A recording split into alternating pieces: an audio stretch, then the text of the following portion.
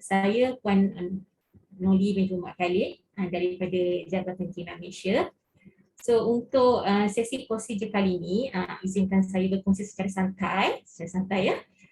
Research project yang telah saya jalankan bagi memenuhi keperluan master by coursework di UM yang berjaya disiapkan pada tahun lepas dalam keadaan COVID. So research project ni bawah silian Prof. Madya Dr. Kartini membuka. So ini adalah tajuk projek saya. So projek ini merupakan pembangunan kaedah bagi penentuan jumlah arsenik dalam beras menggunakan instrumentation yang panjang tadilah, yang hydride generation coupled with electrothermal atomic suction spectrometry. Tadi saya sebut tu betul ke Puan? Betul. Betul. Dia punya panjang sebenarnya instrumentation saja. Okey, seterusnya. Ini adalah outline presentation saya hari ini, dibahagikan kepada 5 bahagian lah. Okey, kenapa beras? Kenapa saya pilih beras? Sebab kita rakyat Malaysia, beras adalah makanan uji. So berdasarkan laporan yang dikeluarkan oleh Khazanah Research Institute, lebih kurang pada tahun 2016, rakyat Malaysia makan lebih kurang 80 kg beras per person untuk setahun.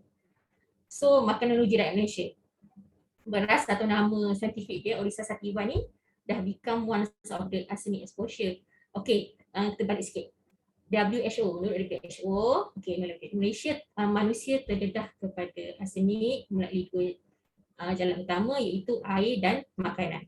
So beras tadi atau namanya saintifiknya Oryza sativa becomes one of the arsenic exposure routes to human through the diet.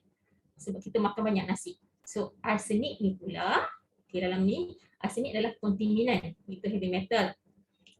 So macam mana boleh ada arsenik dalam beras? So orang tanya pula, macam mana boleh arsenik dalam beras?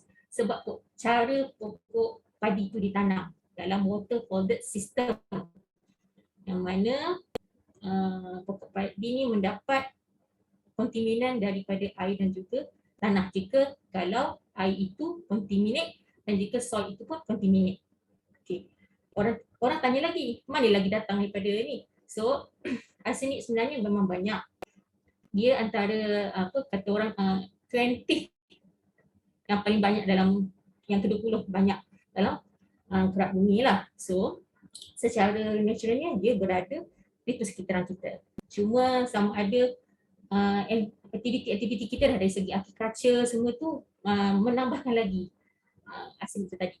So due to sifat dia yang pemelik dalam beras, jadi level of arsenic in rice and rice-based product mula terima attention due to its carcinogenic effect.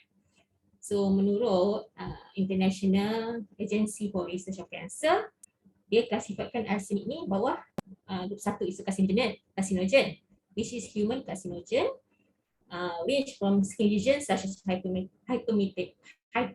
hyperpigmentation to cancer of the brain.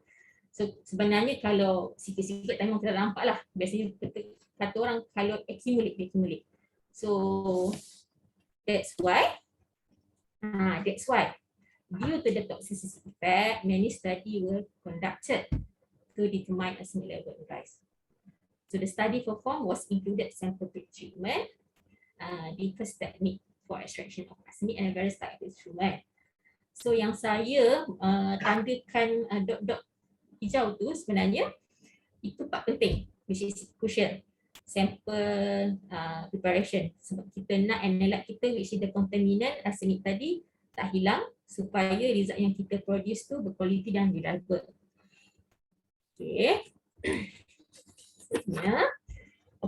Disebabkan toxicity effect, it become a great concern. Lebih-lebih lagi banyak study membuktikan arsenik accumulate dalam beras lebih banyak compare dengan biji-bijian lain seperti gandum gandum ataupun bali. Sebabkan pokok gandum bali semua atas tanah, maksudnya land. Pokok padi dalam air, so water flooded. Jadi WHO, EU dan beberapa negara termasuk Malaysia establish maximum tolerable limit seperti jadual yang tertera ni. So kalau tengok negara kita Malaysia, okay, kita ada dalam akta makanan dalam jadual ke-14, kita beras dia tak mention spesifik beras. Beras jatuh dalam kategori makanan lain-lain. Tapi jika beras tadi digunakan untuk asas makanan kanak-kanak atau baby food, limit dia lain. So kalau kat sini others tu limit dia untuk total arsenik ialah 1 mg per kg. Untuk kanak-kanak 0.1 mg per kg. Rendah lah. Okay. Okay. Ini untuk projek ni saya couplekan hydrate generator dengan arsenik dengan grafit furnace. So sekejap saja pointer Okay. So kalau biasanya yang sebelah kiri tuan-puan tu itu adalah kebiasaan hydrate generator dikapplekan dengan AES. So dalam projek ni saya couplekan hydrate generator dengan ETAS atau Electrothermal Atomic Absorption Spectrometry ataupun nama lainnya grafit furnace. Grafit furnace. So kita masuk ke literature review. So untuk literature review kat sini saya buat dalam bentuk jadual lah. Visi saya summarizekan kaedah analisa jumlah arsenik bagi tahun 2010 hingga 2020. So kat sini saya just rumuskan dari segi sample prep, detection, method performance, guna instrumen apa. Cuma kat sini saya just senaraikan beberapa sahaja. Okay. Seterusnya, macam laju kan? Tak apa. Kita ni untuk materials dan metodologi. Okay, untuk materials dan metodologi dari segi material, semua reagent dan asid yang saya gunakan untuk projek ni adalah dalam kelas trace metal grade. So even penggunaan untuk penyediaan untuk penyediaan solution semua pun saya menggunakan ultra pure water. So untuk method performance, saya gunakan standard reference material rice flour yang kita beli daripada European reference. So ini adalah approach yang saya gunakan dalam research, iaitu bermula daripada instrument optimization yang merangkumi alat yang digunakan tadi, saya optimize machine graphic furnace, dan untuk detection dan juga macro digester untuk sample prep. So untuk sample prep, saya pilih acid digestion assisted by microwave in closed system, yang mana kaedah ini menggunakan minimum volume of acid. So dalam projek ni saya guna 10 ml je dan masa yang singkat. Masa pun pendek nak compare dengan yang lain.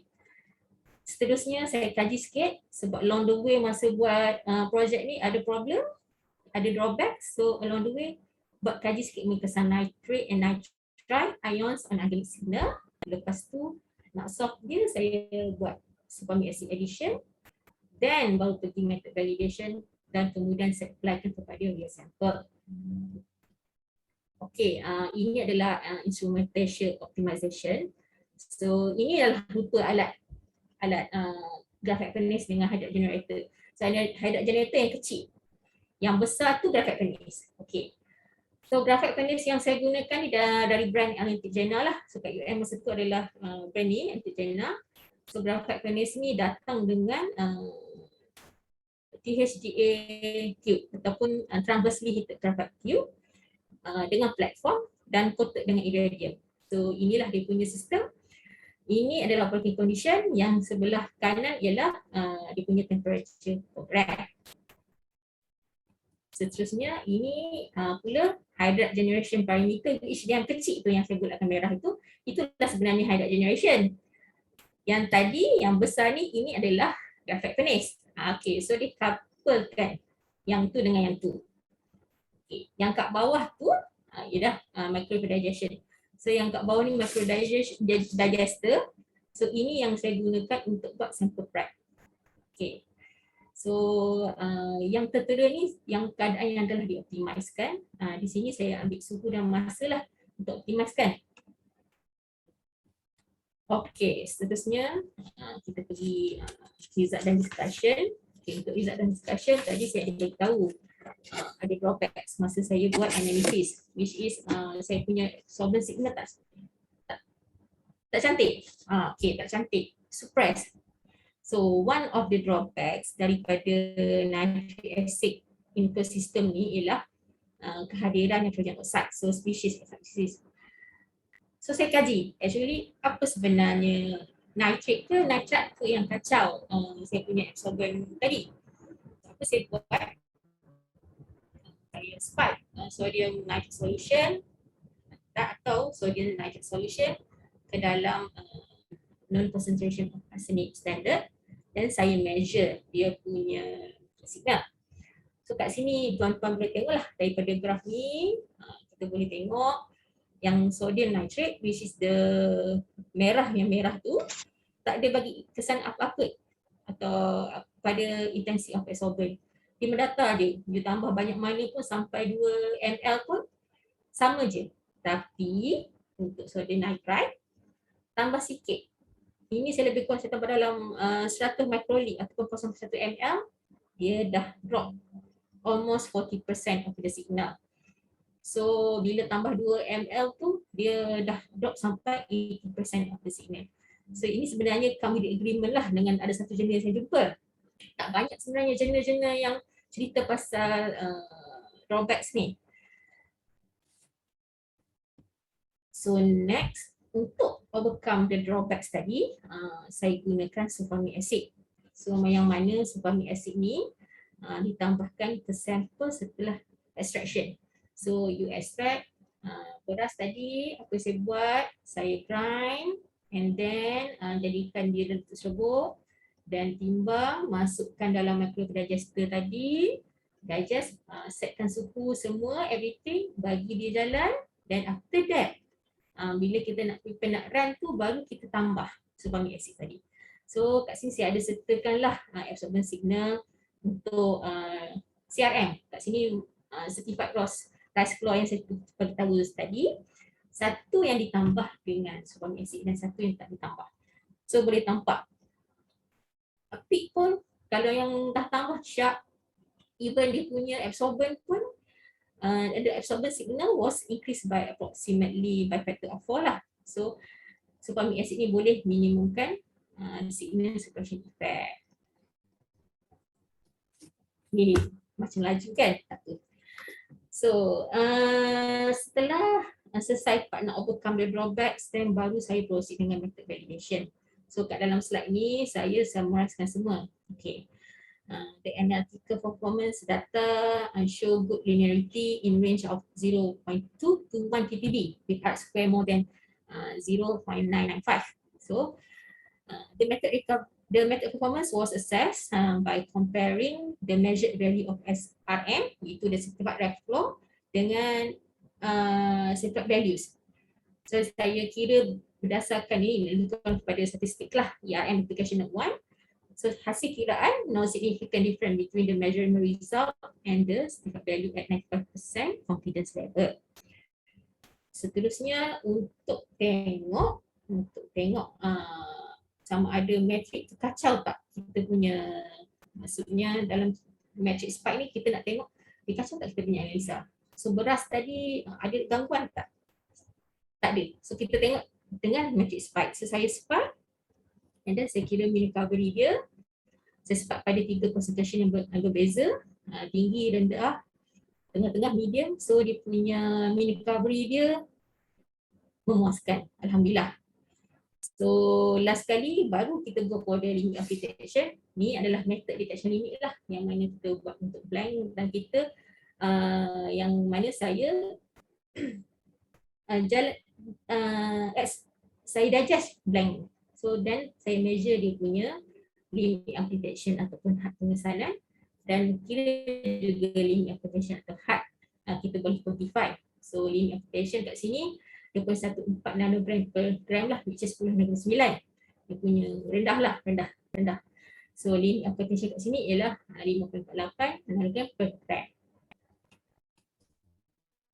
Seterusnya, okey, dah selesai semua kat method validation. Saya dah apa kata orang nak kata macam mana, kita rasa okey, method ni boleh pakai sebab super. Okey, cuma kat sini sayangnya unfortunately sangat disebabkan COVID sebab COVID memang kacau betul lah. Saya manage to run 2 brand sahaja, white rice polish daripada Thailand. Negara kita tak sempat, unpolished rice Brand seperti brown brand rice apa pun tu, tak Puan? sempat. Brand Oh, A brand atau apa? Tak boleh tahu lah. Bahaya kalau bagi tahu brand ni sebenarnya. bahaya? Ya ke? Kan, bahaya. Tapi apa yang inilah keputusan yang kita dapat, which is dia punya level dua-dua brand ni pada kata orang yang borderline yang dibenarkan untuk kalau kita gunakan untuk asas makanan kanak-kanak dan bayi lah. Dan apa yang saya dapat juga sebenarnya similar lah, reported by Nationwide lah. Sebenarnya nak test juga, memang tak sempat kan, sayang.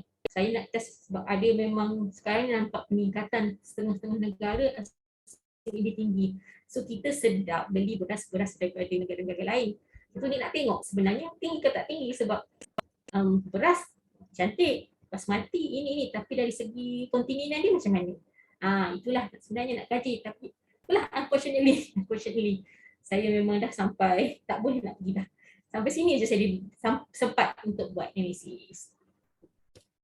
So inilah conclusion yang hasil daripada method development yang telah dibuat. So information of acid coated in rice using continuous carbohydrate generation coupled with tracheotomy suction was successfully developed. Dia menunjukkan good method performance. Nitrate show no significant effect to arsenic signal. Nitrite proven significant effect. Dan superamic acid tadi managed to successfully suppress signal interference, thus enhance safety of the method.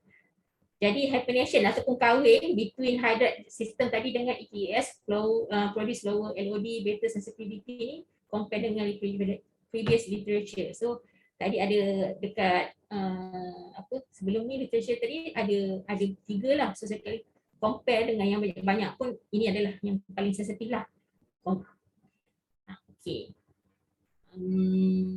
So kalau dari segi kalau orang tanya senang tak, senang je sebab senang kalau setelah di-develop lah method ni, senang setelah di-develop. Kalau mula-mula nak buat tu memang macam payah sikit lah. Dia ada kaedah konvensional tak, Puan?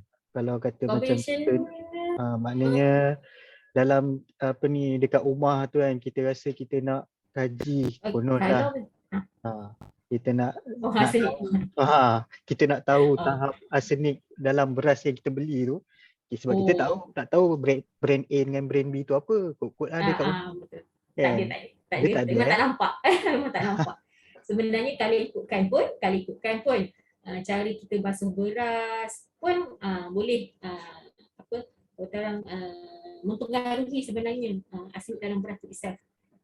Cadangnya berapa kali basuh tu kan? Cadangnya berapa kali basuh beras tu?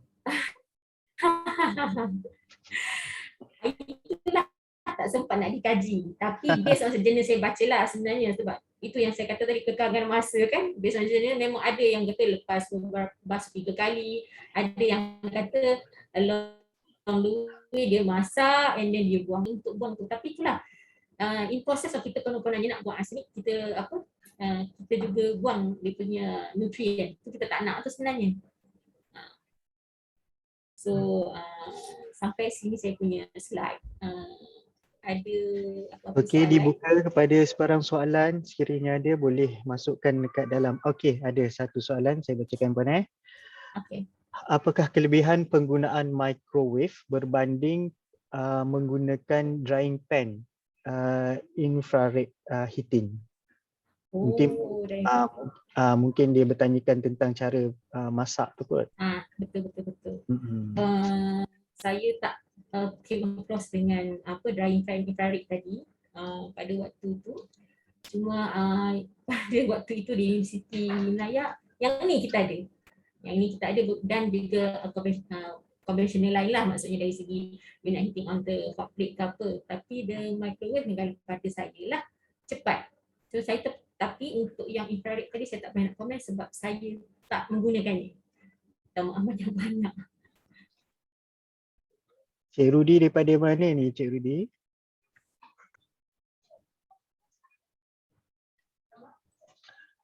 Oh, okay. Oh, okay. Cik Rudy daripada Mastik. Mosti. Ada sebarang soalan? Boleh terus ajukan dalam ruangan chat. Nanti saya bacakan. Okay, Puan Nubailah. Assalamualaikum. Selamat pagi Puan Oli. Saya tengah-tengah tu macam tak terpaksa ke tempat lain, tak berdengar, mungkin ada penerangan, tapi saya nak tanya kalau macam kandungan arsenik ni dia bergantung kepada bagaimana proses beras tu kan? Beras tu, betul. Jadi dia ada efek ke? Ada macam perbezaan ke kalau macam type of rice? Kan sekarang ni orang macam pakai brown rice lah, pre-boiled rice lah kan? Betul. Dia ada ni ke? Kalau ikutkan brown rice mengandungi arsenik lebih tinggi. Oh, okey. Betul. Yes, sebab kita kata kita tak proses dia. Kalau polish rice tadi kita proses sampai dia putih. So along the way masa pemprosesan tu arsenik tu berjaya dikurangkan. Kalau yang itulah sayangnya saya punya projek ni dah sampai kata orang limit kalangan dinding. Saya tak sampel ada. Saya memang ada beberapa jenis beras dan beras perang yang paling saya nak fokus sebenarnya. Tapi unfortunately tak dapat nak run. So dah tak nak lah saya punya method ni dapat tak. Tu tapi kalau ikut jenis memang lebih tinggi. Jadi tak berapa sihat lah sebenarnya beras perang ni. Itulah tak berapa itu kata nak sihat tapi instead kita pun tak tahu. Kita pun tak ada nak cakap beras perang ni sebenarnya tinggi dan selepas kita analisis sebab kita boleh kata okey, beras ni tinggi. Sepatutnya dia lagi tinggilah kerana dia tak diproses sangat. Maksudnya sifat beras. Sifat beras makin tunduk makin berisi. So dia berisi sekali dengan arsenik. Mungkin nanti Puan Oli boleh buat PhD pula lah. InsyaAllah. Terima kasih Puan.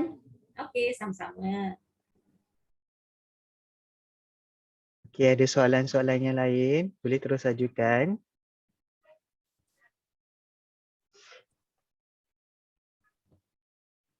Okey, sekiranya tak ada, terima kasih diucapkan kepada Puan Oli atas pembentangan tentang beras. Baru kita tahu Puan Nubailah, beras perang tu. Selama ni ada ke lagi kat rumah Puan Nubailah?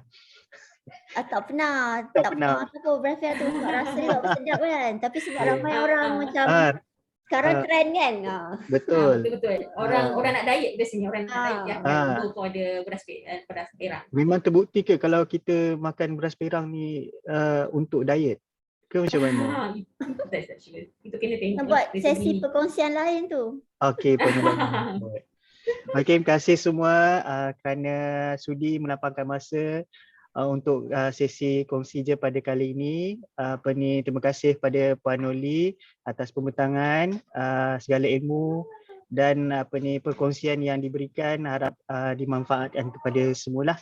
Okey, sekian semua. Assalamualaikum warahmatullahi wabarakatuh. Terima kasih. Terima kasih. Assalamualaikum. Salam. Okey.